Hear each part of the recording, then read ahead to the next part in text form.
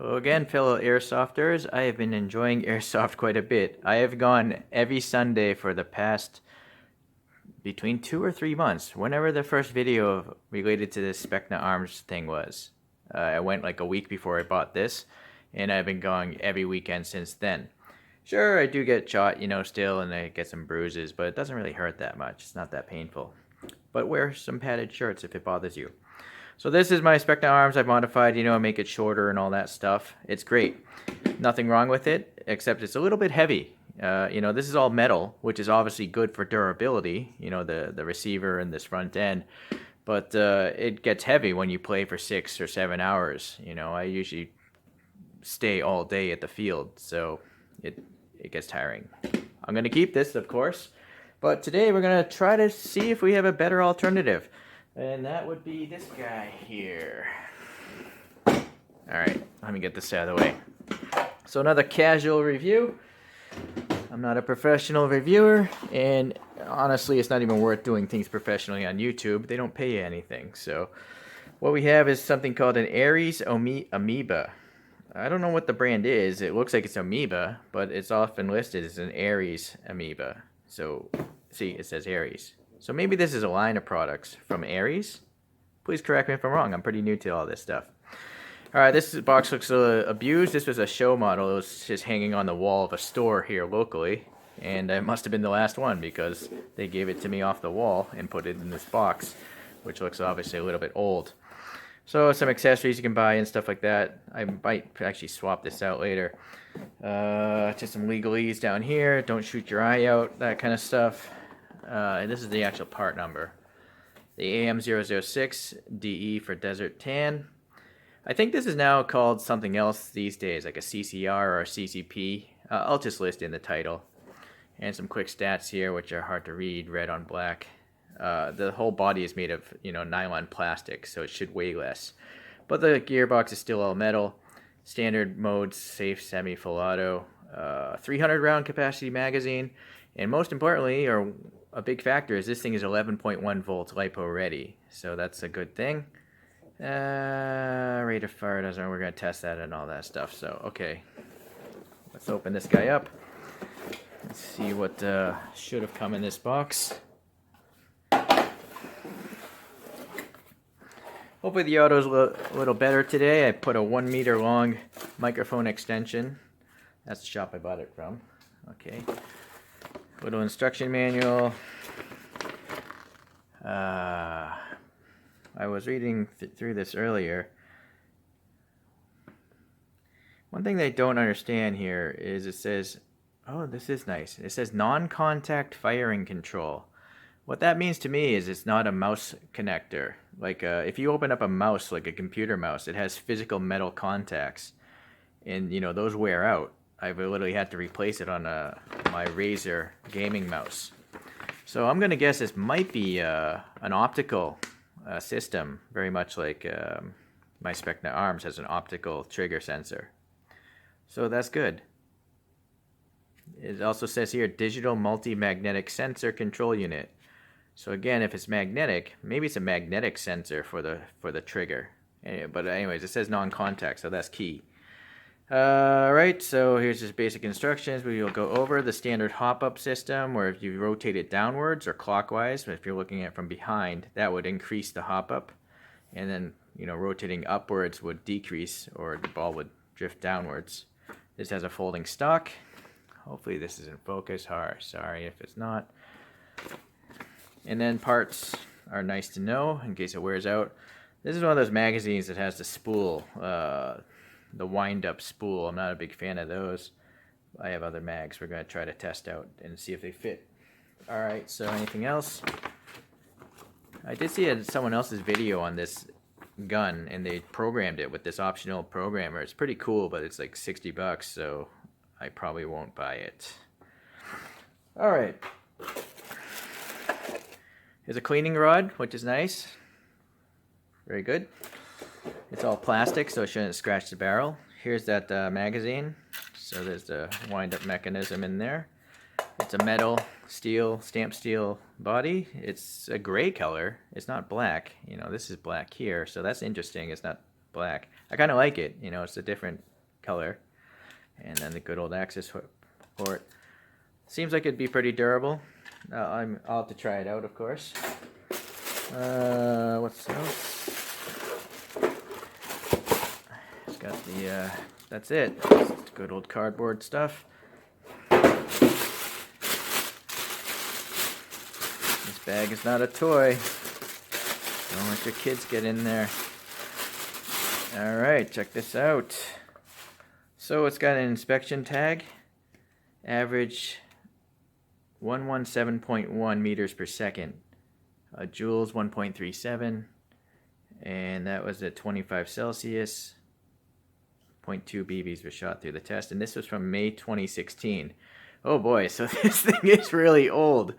Yeah, I wonder if the newer ones have something newer, like inside internally. It looks identical to the ones I see on the Ares Amoeba website. So if you have one of the newer ones, the CCR, CCP, CCS, all those three-letter acronym ones, and you know if there's any advancements, please let me know so I can regret my purchasing decisions. But for now, seems pretty cool. All right, let's get this off. So folding stock here, might as well look into this. So it's all polymer here except for the pivot itself. It does have a spring as well in there at that pivot. And then this must be the quick release spring access. So you could use a flathead or maybe a really thin coin would open that up. Nice positive click. You know what I'm curious about is the weight, because that's my ultimate goal. So hold on one second. Let's first go back to my Specna arms. I'm not going to weigh it with a magazine because they run different magazines all the time. Specna arms is coming in at 1919 grams, and that's with plastic sights. And this really heavy 49 gram steel barrel shroud. That's the standard one from Specna arms. But this is now a 4-inch shroud. Okay, so 1919. Right out of the box, what is this thing? Well, nice. 17, I don't know why my scale's going crazy. 1762 or 63. So that's nice. A pretty big savings already. But I think we can actually save more weight. Let me get the magazines. Let's weigh those things out. So this magazine is 197 grams. Or 198 grams now. This one is 196, but I'll just show you again. So these are quite equal. This is a 250 round Pts mag, but this one has a follower. There's no winding thing. It just has a long spring, so it's much more user friendly. Although it is kind of difficult to load. A lot of tension to load 250 rounds. So this is another Pts, the short version. I have 150 grams written on it. And yes, that's what it weighs. So this actually isn't bad considering, you know, for 300 rounds. But you just gotta take the time to sit there and wind this thing all the time, which I may not do. Alright, so we got that out of the way. Oh, this is the Specna Arms one. 163, 64. I honestly forget what the count is on this. I did see some photos where people took this off. This is metal. I'm assuming this is aluminum, what I'm hitting here. But I've seen photos of this removed, so I think that might be a way. Uh-oh.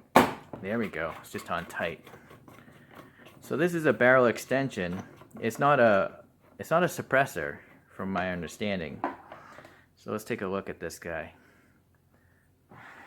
Sorry, the camera's focusing here. Front toward the enemy. That's actually pretty smart. That tells you what side you go on first. But you can see inside of it, hopefully, there's actually a brass barrel. And it actually is chamfered here. Alright, sorry. Ill-prepared again. It's a casual review. So there's the brass barrel. It's interesting that it's chamfered like that on the inside. And then this is the exit side. And oddly, that's not really chamfered. Hopefully you can see right there. I mean, I think there might be a tiny chamfer, but not much. So that's really strange.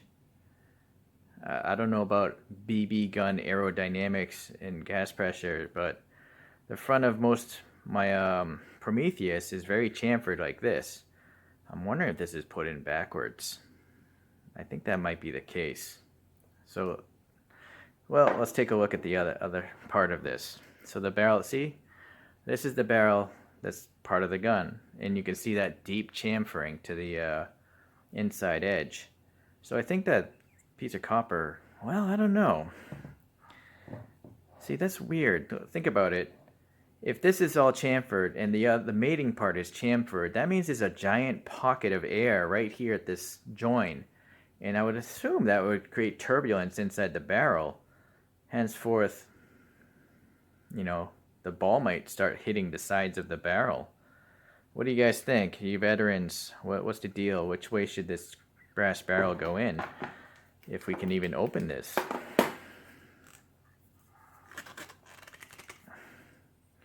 I see a break here, but if it can't be done by hand, I'm gonna guess the barrel is in the way it's supposed to be done, because there would be scratch marks, I think, if someone tried to actually take this apart with some pliers. Look, I literally tore my skin, which is kind of gross. So that thing is on tight, this thing. What about this line? Now, uh-oh, here we go. Yeah, so this is aluminum, by the way. It's too light to be steel. Which brings up the next question, how much does this thing weigh?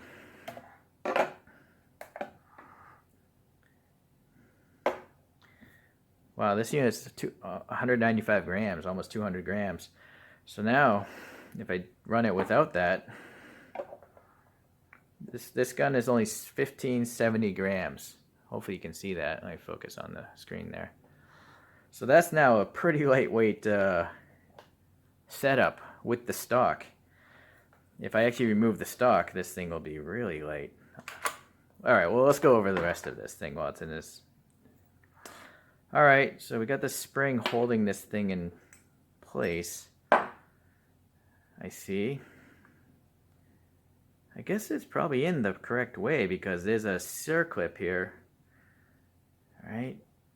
And on this side, there's what looks to be like a rubber O-ring. Although there's a little bit of extra rubber or something. So I don't know. But the O-ring here is much closer to the edge than the circlip here. So this has to be right, because if it was the other way around, then there would be a barrel stopping, and then there'd be a giant air gap, and then it'd have to try to fit in that side again. So what I'm thinking now is when that barrel leaves, when the BB leaves this barrel, it's chamfered here, so if it's a little bit off, it'll still go into this barrel and then shoot out. But if it was this way, the BB might literally hit the flat edge and then break up or something inside. All right, hold on. Let's see if there's anything worth looking at down here. Not really. There's some threads I can see on the far end. So this thing is threaded, but as you saw, it's on very tight. Maybe they thread locked it. So this is interesting. You could, well, no. I was thinking, could you use this, remove this, and just make it a suppressor? I don't know. If you took the barrel out, would the BB exit that thing and still go straight through this hole? Or do you think it might, with the hop up, hit the inside and then smash into pieces? So what do you guys think? I have no idea. Again, I'm pretty new to Airsoft. Naturally, for now, I'm going to just leave it the way it is. I'm going to do an accuracy test with and without this thing, and we'll see if it actually helps out. I'm pretty sure it'll help out with the velocity. I think you need a certain length of barrel to maintain a pretty high velocity, but I might be wrong. We'll find out in a real test in a moment. Alright, we'll just test out the mag fit and all that stuff now. So the stock magazine. Positive click. I guess not much rattling. That rattling might be the little spring inside of there. There's not much play. Well, a little side to side, not much front to back. Let's see if it'll drop out. Here's the mag release. Nice big plastic, release tab. But it doesn't want to just drop by gravity. So in this case, you need 2 hands. I kind of wish it would just drop by gravity. Let's try the PTS short. It won't drop out either. And play-wise, probably about the same. Not much front to rear, bit side to side, but you need 2 hands. Let's try the Pts Long Mag. Same thing. Sorry, gotta remember to hit the focus. Not much front to back. So the mag well is pretty tight front to back. But, whoa, what is up with that? That was really hard to remove. What the heck? This is like, oh, wait a second though. That one went by gravity. So, let me try this again.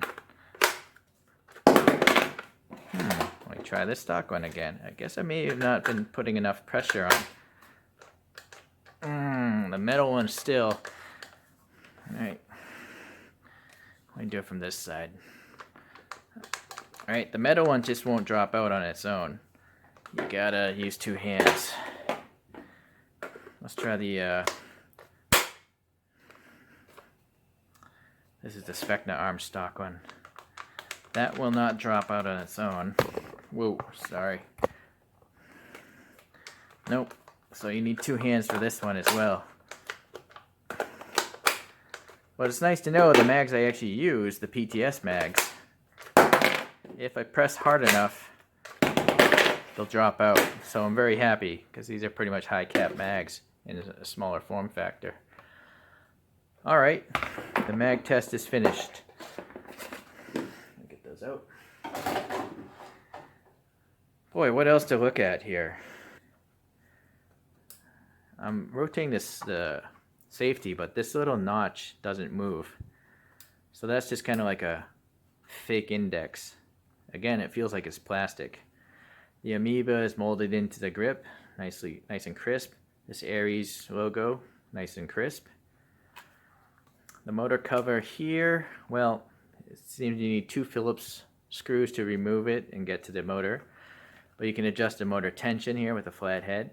So I like this better than the Specna arms. Let me show you the Specna arms in case you haven't watched that unboxing. The Specna arms just has a convenient flip-out cover. The problem is, this cover, you see the tooth? Let me hit focus again. This tooth never wants to go into its slot. So I'm afraid this motor is just going to fall out one day when I'm playing. See, there it is. That's the way it's supposed to be, but it's not a very convincing design. You can adjust the tension through that grub screw right there, which is convenient. But again, I just feel like this thing is gonna fall out one day. It's not like I change my motor all the time. I've never done it yet. So suffice to say, this is more appealing to me, knowing that that motor is never gonna fall out. The grip.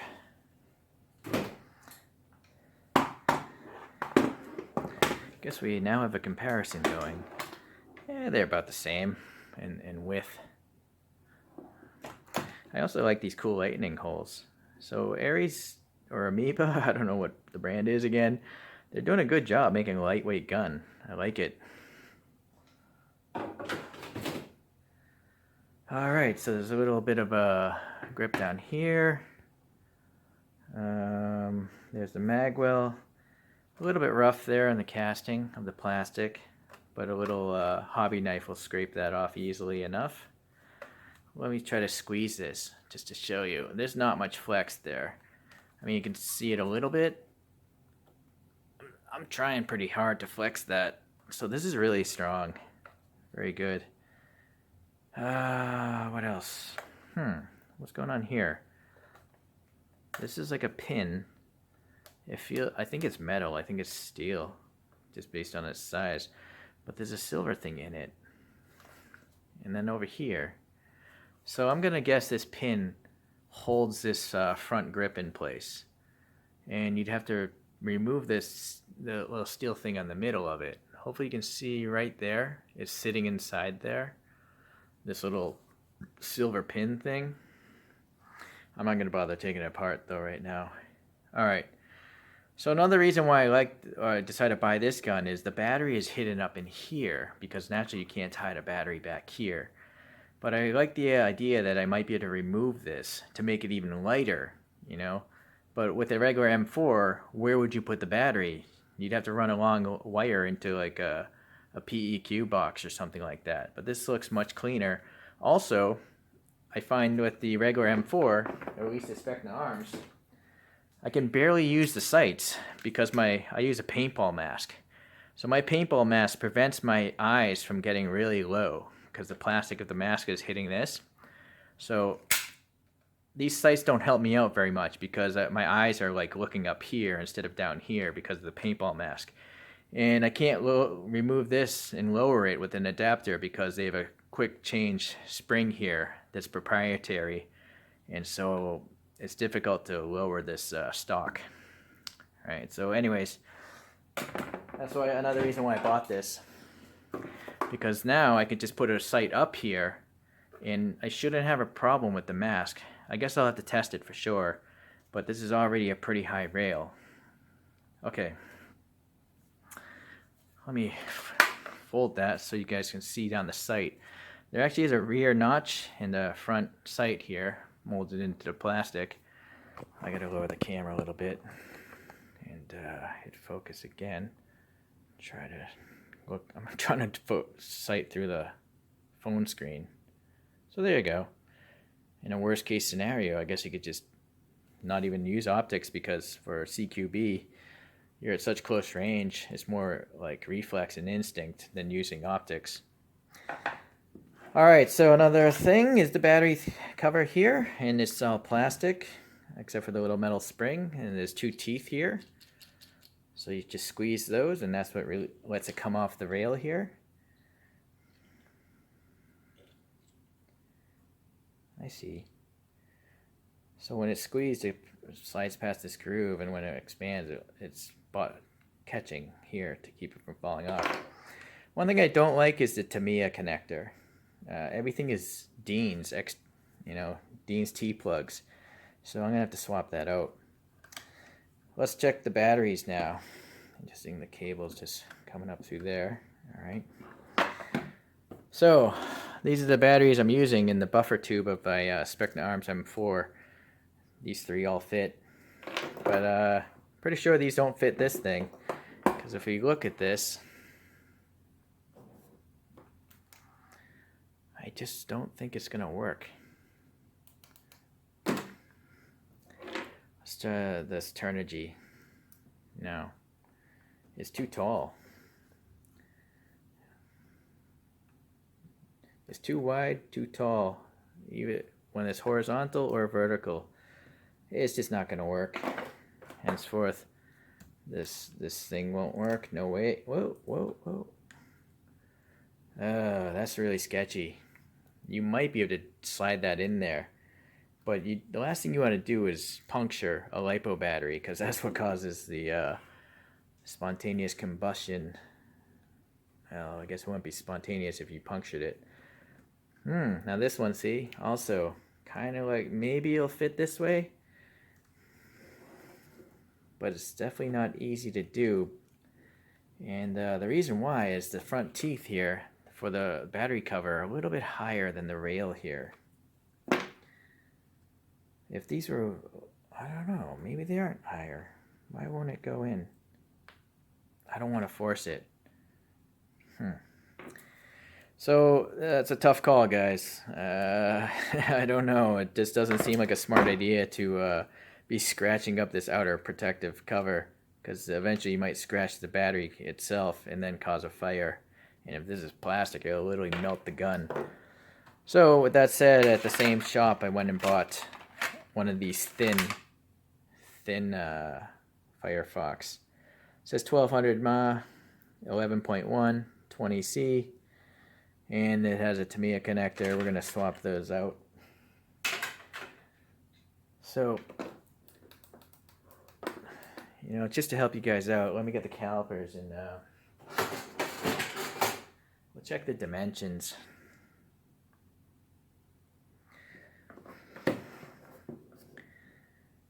Height-wise, that's a tough one. Touching the rail, it's around 20.5.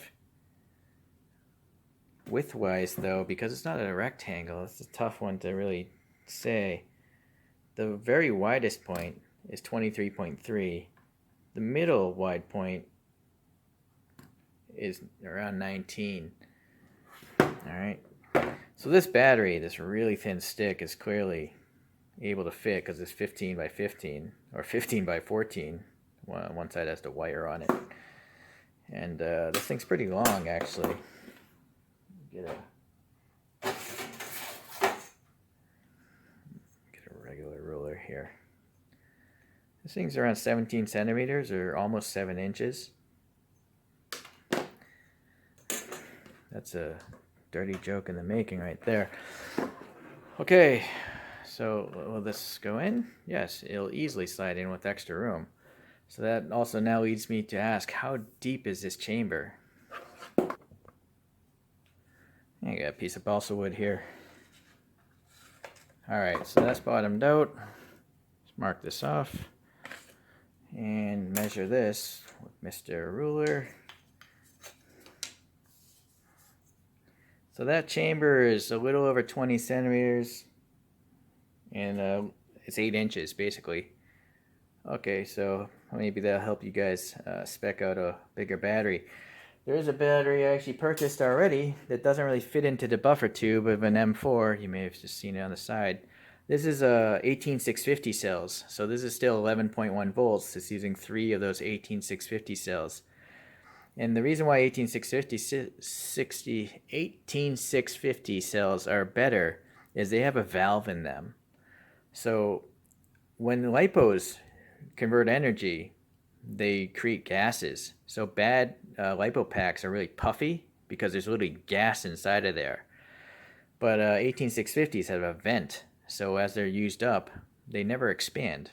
You know, that's why they were inside the original Tesla. I don't know if the Tesla cars are using these anymore. They're probably using a bigger battery now, but so it didn't fit in the buffer tube of my N4 because it's a little bit long. I mean, it'll fit, but I can't compress the stock. You know what? Sorry, I'm going to just show you. Again, it's kind of like a good and bad of regular Spec Arms versus this. So this is an aftermarket stock, which is another segue. You might recognize this stock, but you can buy them off AliExpress or eBay. The little pin inside here, though, is too long to remove easily. You see, when it was stock, it only went down that far. The only way I can make the pin fall all the way down is I had to go and Dremel or sand off a bunch of plastic. So I sanded off a bunch of plastic here and on this piece as well. So to do that, you have to take apart the grub screw in here, remove the pin, and then take it apart, and then you can just carefully sand or cut away some plastic here, and that'll give you the extra. I also had to trim off a bunch from this actual thing. Originally, this plastic was just pretty continuous. This trigger would go all the way back here, but it started to collide with the plastic here. So to make this fit easily on and off this buffer tube, you have to do that modification. Alright, so a lot of segues here, sorry. So you'll see an 11.1 18650 is sticking out almost an entire battery cell. So you can still use it in an M4, but your stock is going to be extended all the time. You know, you can't compress it for close quarters. So that's why I haven't used this in this gun any much. And then you see, the modification. I can slide this on and off very easily. Right. If you don't do that mod, you'll have to sit there and you'll have to pull this pin with and use 2 hands to take this on and off. So I think it's worth doing this. Okay. Alright, back to this guy. So I actually brought this battery to the store and tested this out. The reason why I think this is shaped this way is because this was designed to take those old NiCad batteries, like the 8.4 NiCads. And this little section here is for the cable that's running along the side of the battery. So the 18650, same deal. Just put the cable in one of these side notches and it will fit. Look at that. So then the only issue is this battery has a lot of extra cabling, right? With a little finagling, I guess I could, get it all on there. But I think I'm going to end up trimming down these cables, and it'll just make life easier. But let's see if we can just do it the way it is. Oh, that little connector. Yeah, there's a lot of... It's just too much cable going on. Or is there? Yeah, I don't want to force it. So I'm going to have to trim this down. I might leave this alone because that's a lot of work to do 4 wires. But this one I'll easily just cut off and resolder this on. You might ask, what is this black stuff? This is polymorph. Polymorph plastic is this plastic you can heat up in boiling water and it molds to any shape you want. I do this so you don't pull off the leads from the connector, and I molded it in a way that's just easier to take the connectors apart. Alright, so anyways, it's nice to know that now I can have a 2200 milliamp battery, or around 2200 shots, versus 1200, right? Almost twice the capacity. Sure, it's a little heavier though. And now that might lead to another question. What's the weight difference? If we have 1200 shots of a LiPo here, this is 69 grams. 2200 shots, a lot heavier, 145, which I guess makes sense, right? It's all lithium. So, and these also have a steel casing, I believe, as well. So these are much more durable, but obviously much heavier. All right, so hopefully that will help you with your purchasing decisions. What else, guys?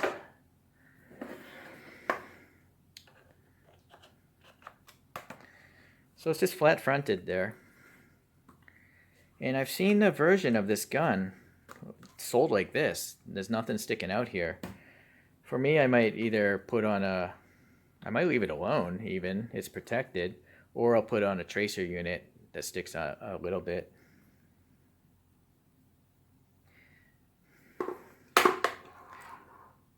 I kind of want to see what's going on in here, and I also want to know how much this thing weighs. Well, I got my mega screwdriver here. Knowing there's a spring back here though, I want to make sure this doesn't fly off and fly off into my face. So be prepared as you unscrew this for a lot of tension, unless maybe there isn't, I don't know.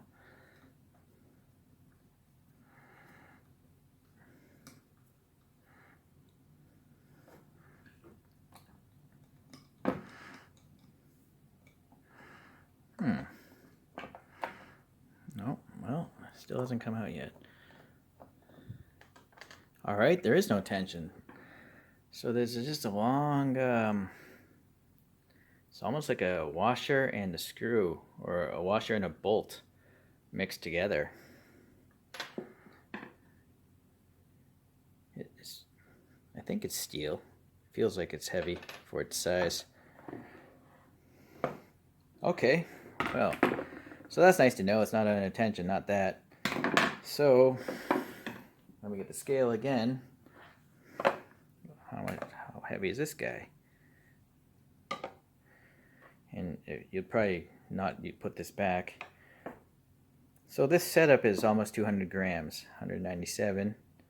So that's big weight savings as well. Here's what this back end looks like. I see. So that's the quick release spring thing. It's got a hex head, but not a very deep hex head. It's very shallow. Alright, let's see here. I have a bicycle thing here. Yeah, this isn't very deep, so I have a suspicion it's not meant to be a quick change spring. It seems to be It's a M6 hex 6mm. Yeah, this doesn't want to tighten or loosen. I don't want to strip it out. So please leave a comment if these Amoebas are supposed to have a quick change spring, or you literally have to take the gearbox out. Alright, let's see if we can take this apart.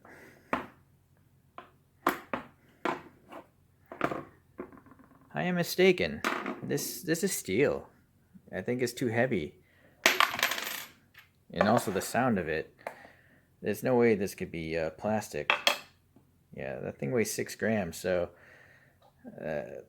I'm correct. I'm mistaken at first. It's not plastic.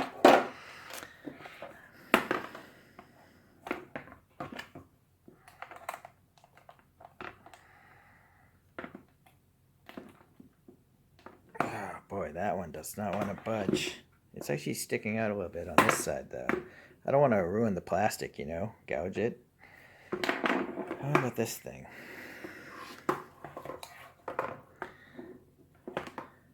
It looks like I have to put like a little screwdriver in there to release the tension on that circ. It's like a cotter pin almost. Alright, it took some fiddling to figure this one out. So at first I just jammed a rod in there and tried to push this cotter pin out, but it's not, you don't need to do that. You'll probably ruin it. If you just take a really thin needle or this screwdriver here, you can push this thing downwards very easily. So, hold on, let me get a little closer here for you. There. So I'm just going to jam that in. So now that thing isn't sticking out. And then you can just tap it out. Right?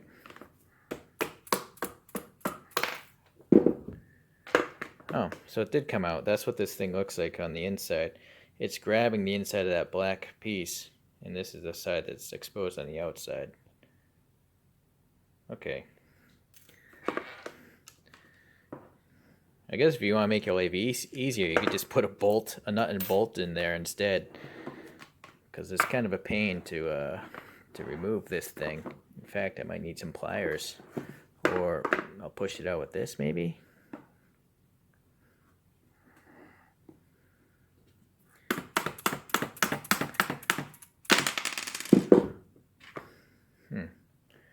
Okay. This is I don't know. I have a feeling it's aluminum. Maybe it is steel. Tough to say. So does this come off now? Alright. It's trapped by the battery connector there. Oh, so I am a little curious because I've seen a version that doesn't have the hand grip. Speaking of the hand grip, it's long enough. I wear extra large motorcycle gloves. So I think, unless you have really giant hands, this grip should be fine. I like to weigh stuff in case you haven't noticed because I'm always trying to make a lightweight gun. This thing weighs 96 grams. So if I had to guess, possibly this grip might be weighing 40 grams of this 96, maybe. It is lightened pretty well. Alright, so now we have the good old barrel nut. And that's just, oh, careful. The actual electrical lead is coming through this thing, so let me get back to a higher position. And,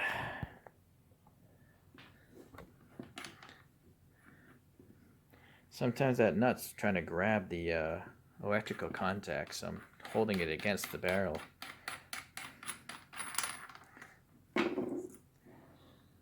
I see. Why not? This thing weighs 33 grams. I'm sure this is aluminum.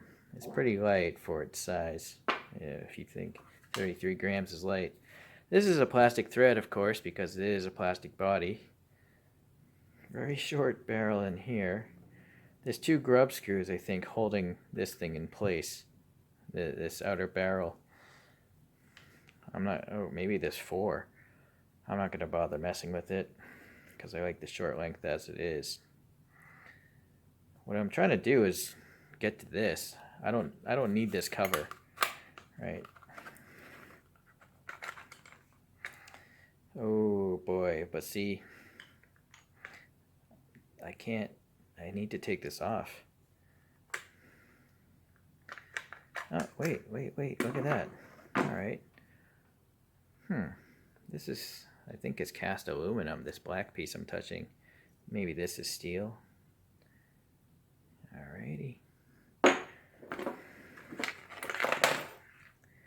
Okay. And then the hop up here, plastic. And the brass barrel. Hold on. Where's that ruler?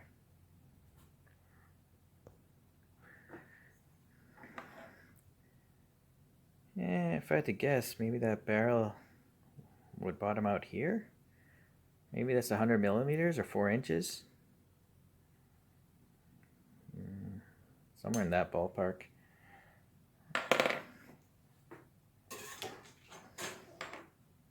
Alright, let's see what's going on up in here. Let me get a flashlight again. So the spring, screw holding that spring, typical construction. Oh, but this is not typical. There's a spring holding this on as well. My Specna arms only had a spring at the top. It didn't have one attached to this. Alright, so I'm going to have to take that stuff out. I need a smaller screwdriver.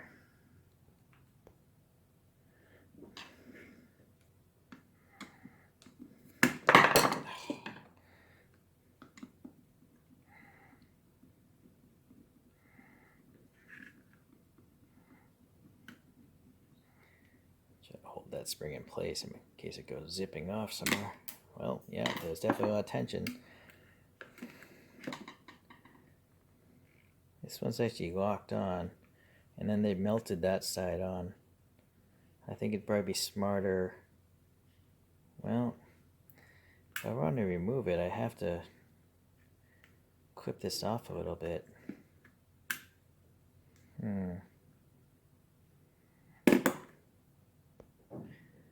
Alright, I just ended up bending that part out. I'm going to leave this actually in there in case I ever want to replace this.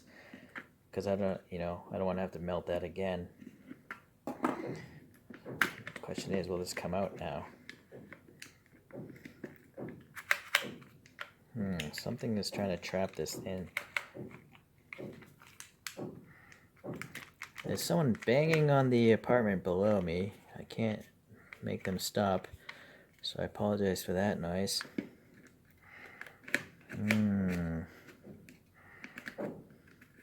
I can see there's a tooth. There's a tooth right here on the top caulking mechanism, and that's what's moving this thing. So that's a tough one. How do I get this out of here?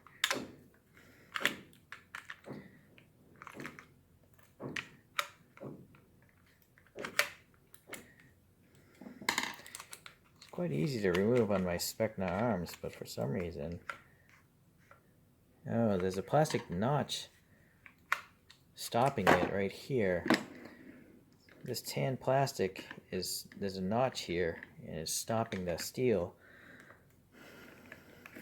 If I move it up, move this side up, maybe. That's weird.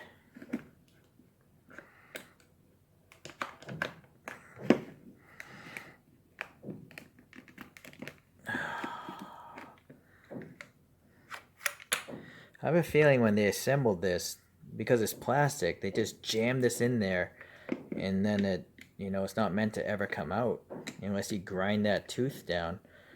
But I need to somehow leverage this side up over this tooth.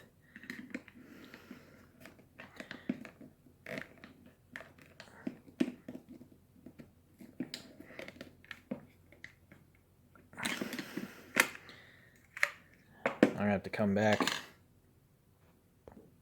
Alright, I figured this one out. I literally just twisted this clockwise and it pried out. But you'll see, well, if I get the light in there, it scratched off a little bit of that tab right there because it's plastic. But not enough that I couldn't put this back in and use it again.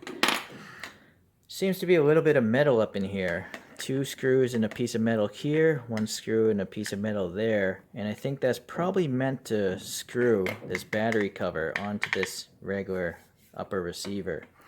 I'm going to assume this upper receiver is probably used on their regular M4s, and then this is an additional piece that makes it look like it's one piece, but it's not.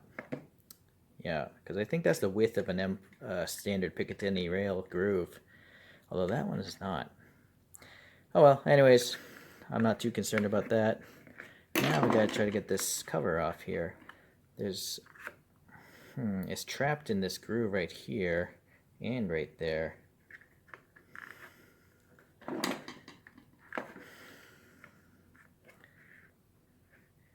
If I could get this far side out of that groove.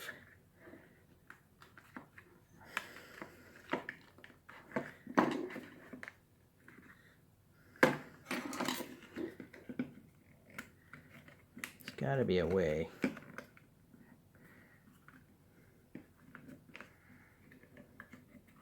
You know, this might be made of steel, this bolt cover. I might be wrong again.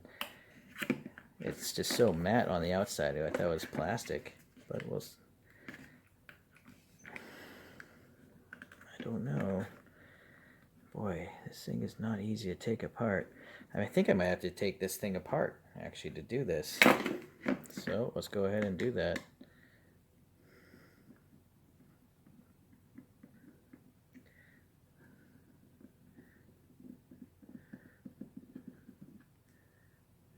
Definitely don't want to lose these screws.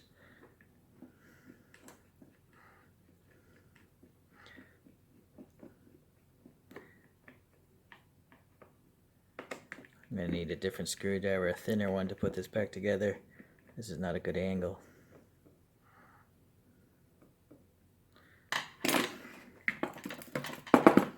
Okay, 3 screws. Yeah, let's see. Something's giving away. Is there a third one up front? I don't know.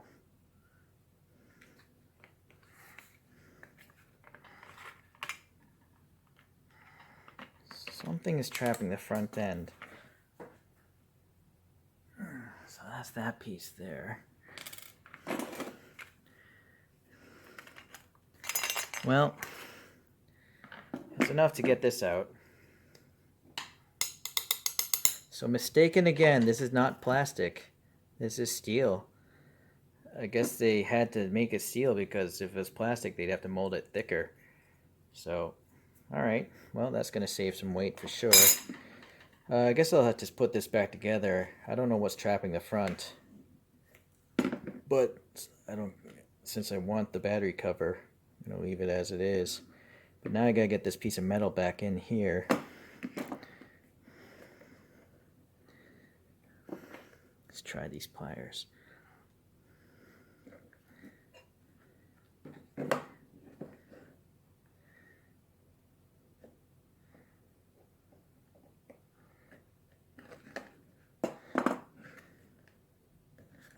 Okay, so I gotta get a different screwdriver.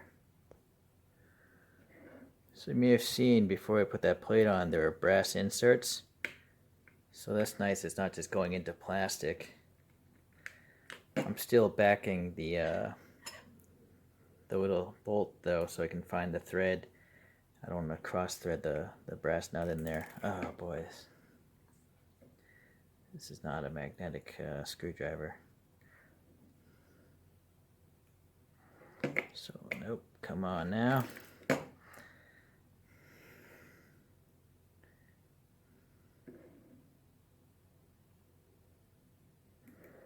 So back it out, find the thread, there it is. Alright, so it's back together. Now let's see what all that stuff weighs. Although I'm going to leave that spring. Oh, maybe I should remove it because it's going to dangle around. I guess I could put a piece of tape there or hot glue it.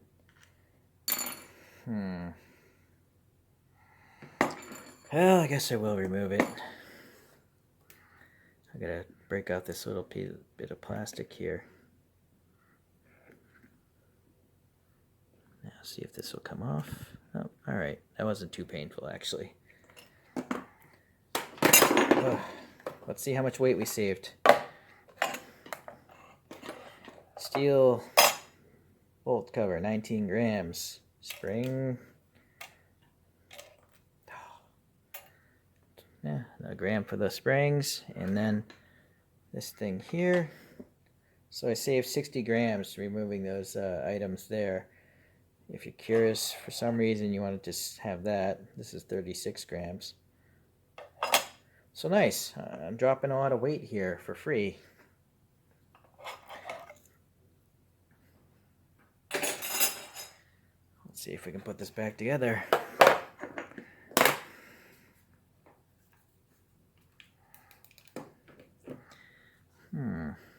It's a little bit of a gunk coming out here.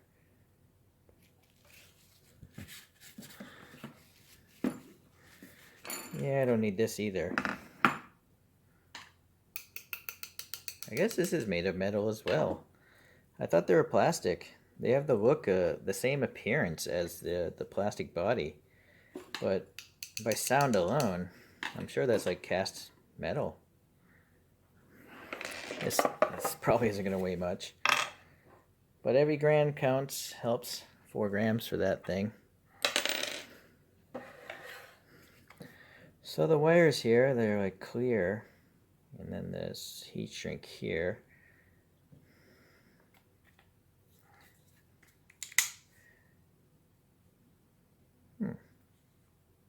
I guess while it's apart, I'm going to switch this over to a T-plug.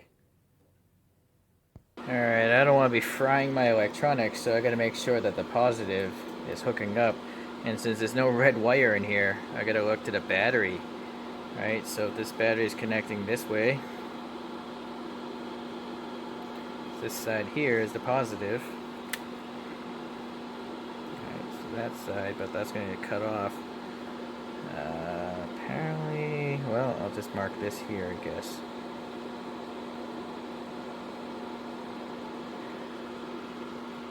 Let's do a little dry fire.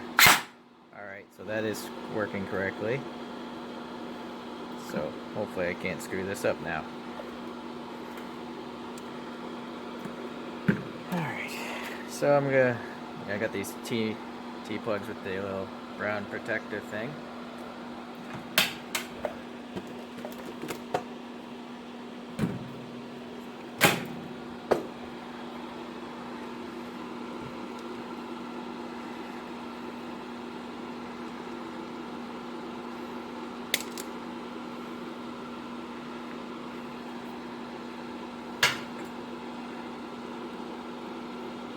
This side.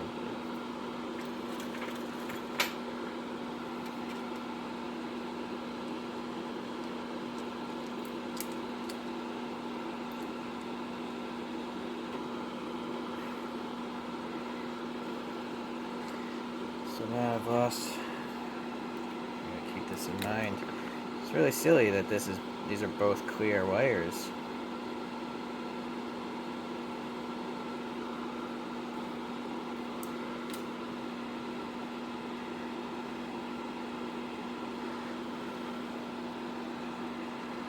I also have to get this on there as well.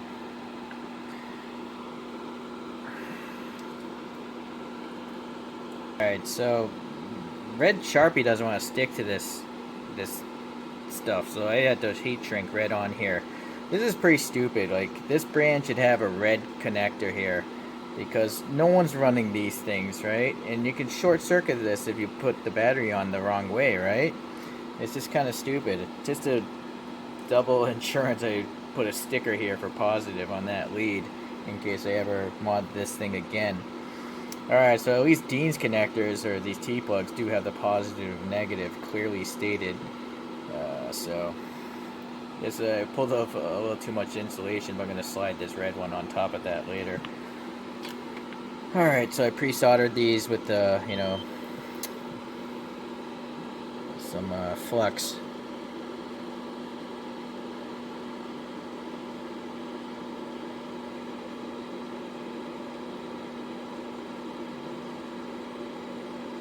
This thing is not hot enough.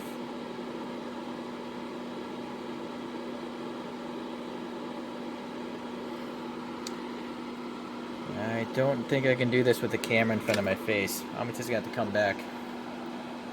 Okay, we're back with some soldering here.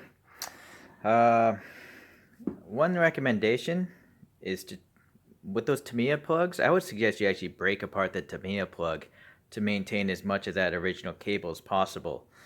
This cable is pulled out as much as it can. Let's look in here. I'll show you the cable inside. It's next to the, it's just residing right next to the gearbox there on the top. You can see a little silver and black there. Alright, so there really isn't much extra slack. And then that cable is just coming up to the side of the barrel here and coming up through this groove. So in this straight configuration, the Dean's plug is so big that it actually gets in the way of the battery a little bit.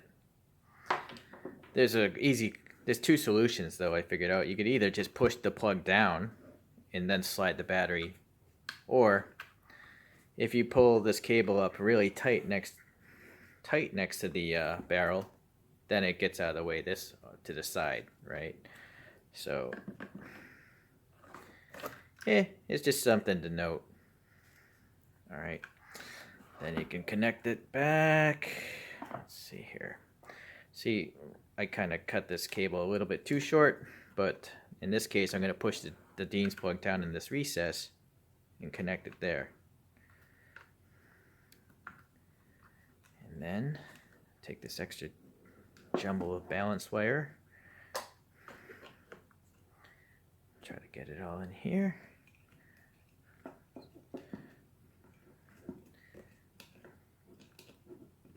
Alright, so that is doable on that one.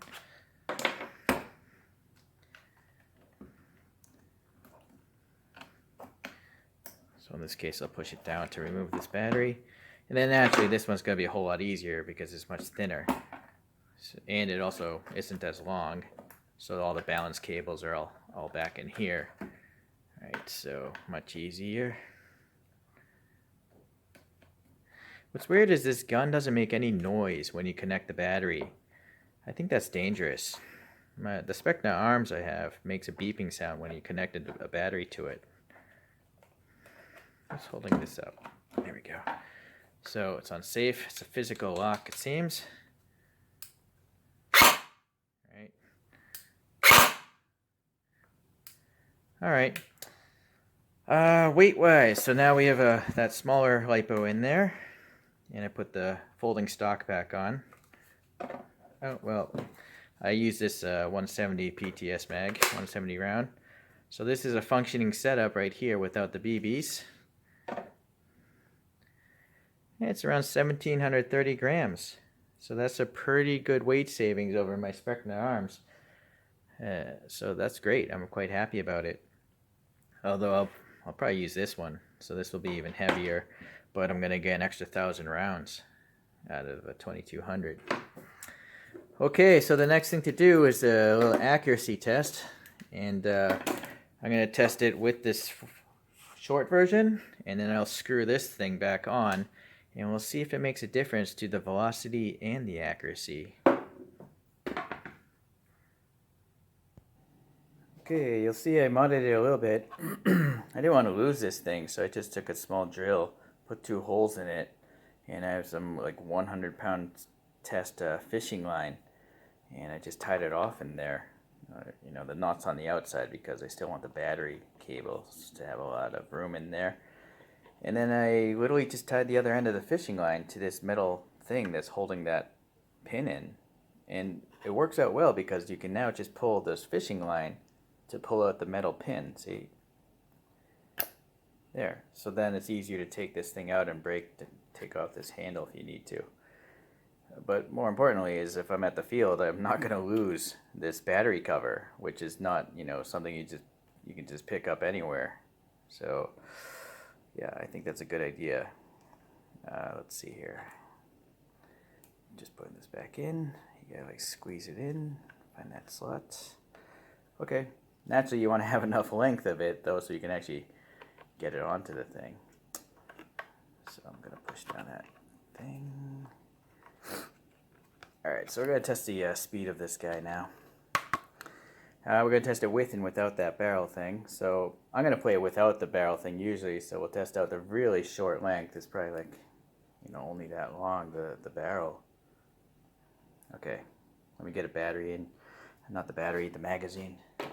Actually, I'm not going to use the standard magazine because I hate those wind-up spring things. So I just have a Specna Arms one here, which is a follower. Okay. Let's get this camera a little closer to that screen. Focus. Okay. I have 0.2G BBs in there, and that's what the Ace-Tech is set at. Did that shoot? I guess so. It's reading something. 260 feet per second. 280 rounds per second. Not many. 0.8. Okay, let me switch to full auto.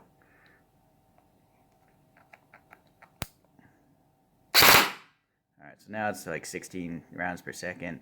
Didn't even read that one. I think the next screen will actually show the history. Yeah.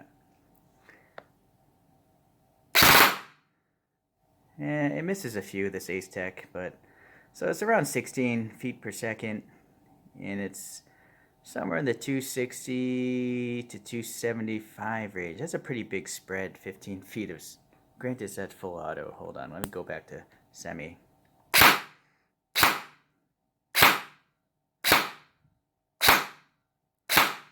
So consistency-wise, well, that's still a pretty big spread, I think. Well, maybe it's not. It's like 68 to 73, 74. I don't know if that's good or not. Please leave a comment what you think. As I say, I'm pretty new to all this, so I'm kind of learning as I go, and hoping some of you veterans will make some comments.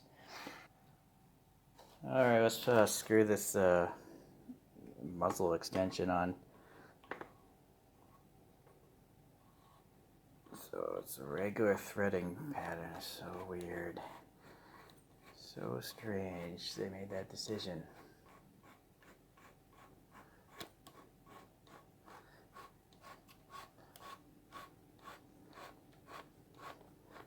Okay, that's fully tight. Alright, let's see here. Let's get the camera back in on that screen. Hit focus. Okay. So the last one we have is 273. Wow, it's so much quieter. It's crazy. And it jumped up a lot, like 100 FPS. It's now in the 380s. Alright, got a new mag with 130 rounds in it. So let's do a few more single fires. 375, 378.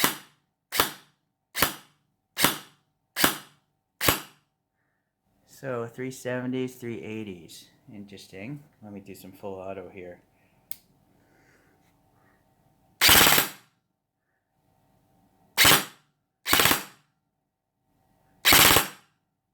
Why is it only reading 2.9?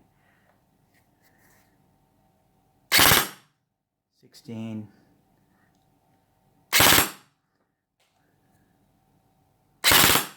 Oh, I might have not been angling it through the hole properly. My bad. So, I'm looking at this camera screen, not at the actual gun where it's pointed. No, that's still some weird low readings. I don't know what's going on with that Ace-Tech, what it's doing there. Let's just go to the main screen here.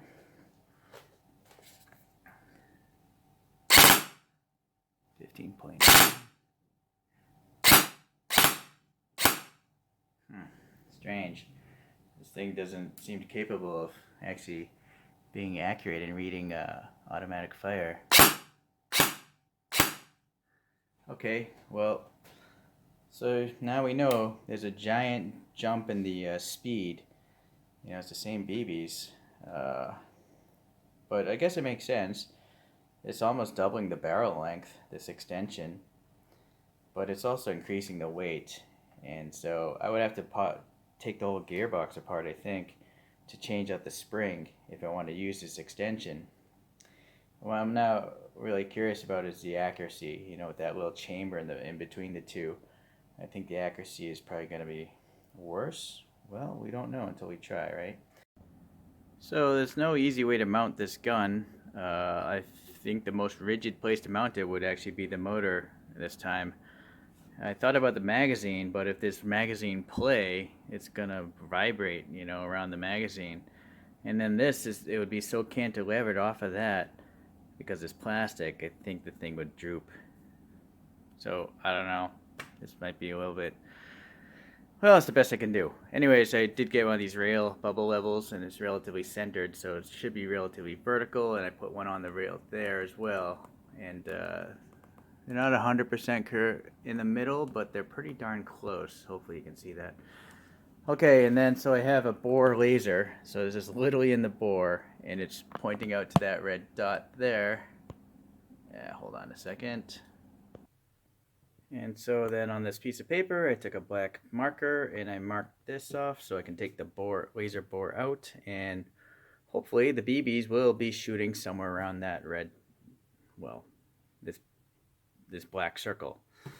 I'm gonna shoot 0.2 gram BBs, this NSP Airsoft. Sorry, I can't focus it when I'm holding this thing. I don't have 3 hands. And then I have this weight to keep the paper from, you know, floating around too much. So the BBs should tear through the paper better. So let's try it first with that barrel extension, because in theory that should be more accurate, right? And then we'll try it without. So you'll see the marker dot here, and I shot 10 rounds and they're all kind of veering off, so maybe that bubble level wasn't perfectly vertical, but the deviation is quite bad regardless.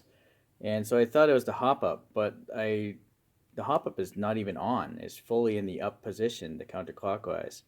And I know this because I tightened it and then I pushed it all the way back. So I'm going to do it one more time.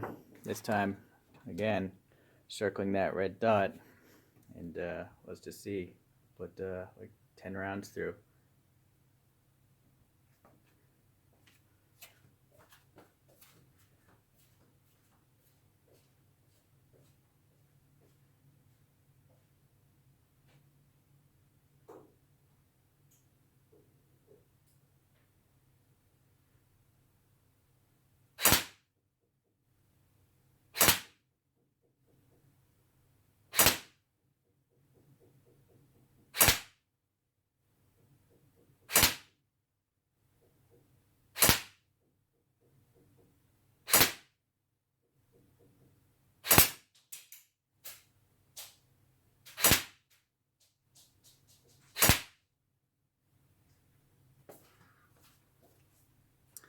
Alright, so that's a little better. I think what happened the first time I was pulling the trigger too quick.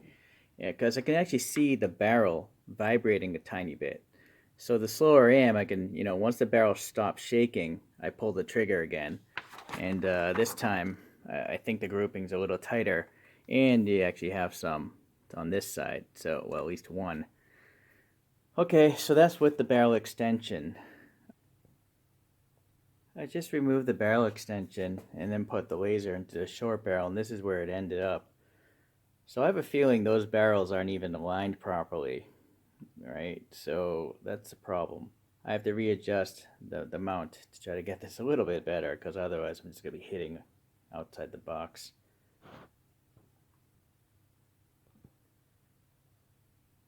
Alright, I readjusted the mount so it's kind of in the middle of the hole now. Let me pull out that laser and pull 10 really slow shots so the thing doesn't, so the gun settles again.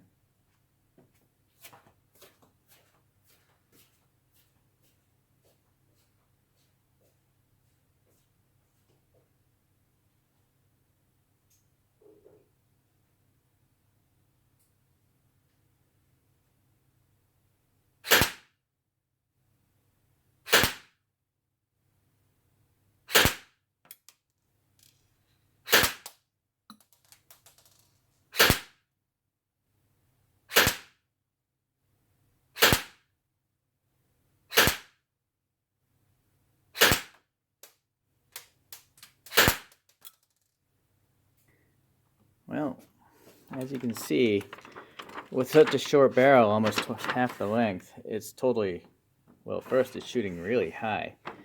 And then 1, 2, 3, 4, 5, 6, 7, 8, 9, 10. Oh, you know what? Actually, I do think it actually got all the stuff on there. I thought it was going to miss the paper target entirely. There actually are 10 holes there. That's amazing. All right, well, it's shooting high, but it really depends how you use those sights. You know, the plastic sights are so high above, I have a suspicion it'll balance itself out and be fine. But you will notice the bullets are generally in the same area. So this is much more accurate than with the extension. Hold on, let me reorient this camera here. Get